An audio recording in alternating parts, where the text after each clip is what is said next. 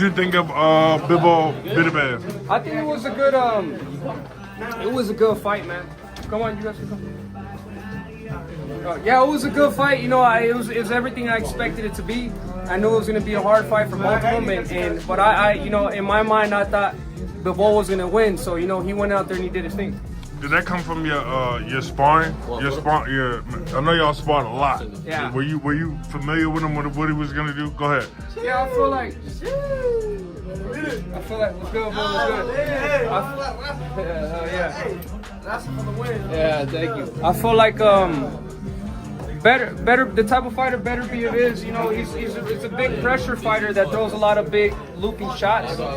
So anybody with the jab, you know, especially like, you know, Bivol, he kind of broke him down and controlled him with the jab. So yeah, you know, it was a great performance by Bivol. What were those sparring sessions like, man, when you were sparring Bivol?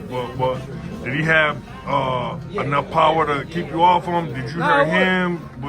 Did anybody go down? What happened? We want to know. Yeah, we sparred a lot, so it was a good sparring session. You know, with these guys, the top tier fighters, they do a lot. The thing about them that they're able to adapt to anything.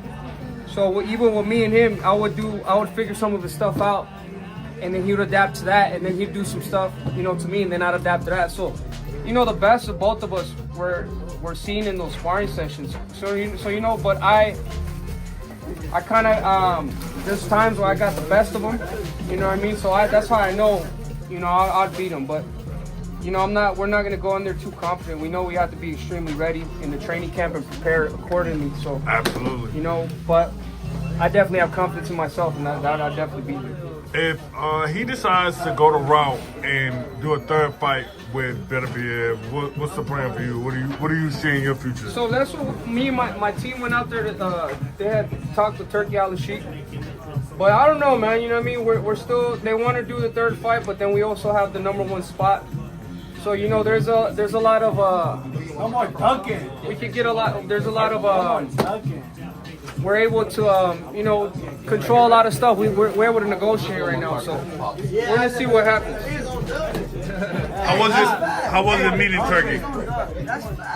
How was it meeting Turkey and being over there? It was dope, bro. It was dope to see him, you know, because you know, he's doing a lot of great stuff for boxing. So hopefully we're trying to be put on that too. So, you know, so we give the fans the best fight. I want to speak about David. What's the plan with David right now?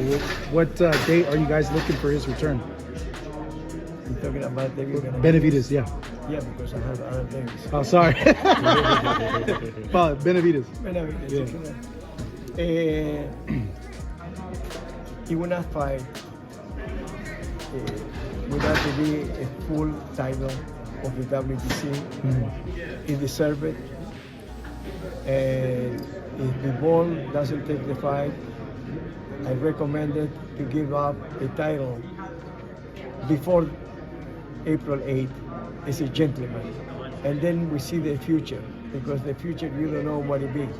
Like I said before, boxing change not every day, every minute. So I believe that that it could be Smith, that is something, but it's many others. But he will fight in September for the full title. So I recommend, you know, not to fight. And if you want to go to a first meet, be well prepared with PBC. That most likely, you know, it will earn the money that it deserves. Because remember, it was agreed with Canelo to fight for $5 million when Canelo making $60 million.